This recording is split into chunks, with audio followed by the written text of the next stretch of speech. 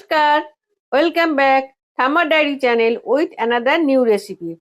আমি এখানে একটা 50 গ্রাম মতন পনিরের পিস নিয়ে নিয়েছি, যেটাকে আমি দেখুন ডায়াগোনালি কেটে নিয়েছি। এবার আমি এখানে ধনেপাতা, রসুন আর একটুখানি আমলকি দিয়ে বেটে নিয়েছি। এর মধ্যে আমি দিয়ে দিচ্ছি স্বাদ মতো নুন। নুনটা ঝালটা আপনারা সবসময়তে বলি নিজের টেস্ট অনুযায়ী দেবেন। তারপরে আমি দিচ্ছি কাশ্মীরি মির্চ, তারপরে দিচ্ছি একটুখানি স্টিভিয়া। আচ্ছা, নুন মিষ্টিটা আপনারা আপনাদের রুচি অনুযায়ী দেবেন। এবার আমি এই জিনিসটাকে সম্পূর্ণভাবে মিশিয়ে নিচ্ছি। আগে মেশানো হয়ে গেছে, এবার আমি এর মধ্যে দিয়ে দেবো অর্ধেকটা লেবুর রস। কারণ আগেই বলেছি এই রেসিপিটা বেশ সুন্দর টক টক ঝাল ঝাল মিষ্টি মিষ্টি খেতে হবে। এইটাই হচ্ছে এই রেসিপিটার বৈশিষ্ট্য। এবার এই পনিরটাকে নিয়ে আমি রেসিপির মধ্যে খুব ভালো করে মাখিয়ে নিচ্ছি। এই মশলাটা মাখিয়ে আমি রেখে দেবো আধ ঘন্টা মতন। সব বেশ খাঁজে খাঁজের মধ্যে ঢুকিয়ে দিচ্ছি। আমি গ্যাসটা ধরিয়ে দিচ্ছি।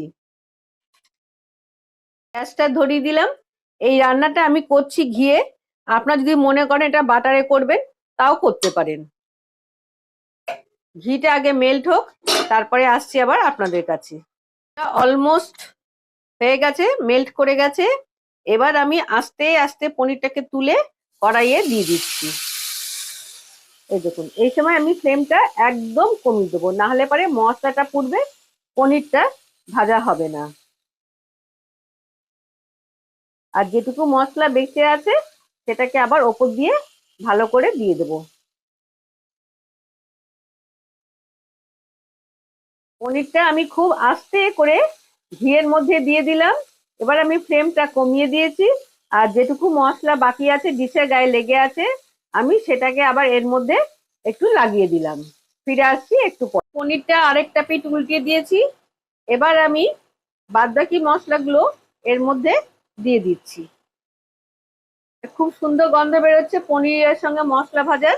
এটা আপনারা যখন করবেন আপনারা নিজেরাই বুঝতে পারবেন খুব সুন্দর এই প্রিপারেশনটি হয়।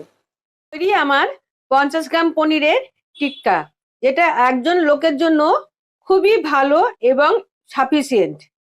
আপনারা একবার অনুরোধ করছি, প্লিজ এই রান্নাটিকে করে দেখবেন, খেয়ে বলবেন কেমন হয়েছে। খেতে তো খুবই সুন্দর হয়। আর বরাবরের মতো এবারও বলি, প্লিজ একটা লাইক করবেন, কমেন্ট করবেন এবং সাবস্ক্রাইব করে পাশে রাখা বেল আইকনটিকে প্রেস করে দেবেন। আমি যখনই এরকম কোনো রেসিপি নিয়ে আসবো সবার আগে নোটিফিকেশনটি আপনাদের কাছে পৌঁছাবে। আশা করি সবাই আপনারা আমার সাথে আছেন, পাশে আছেন।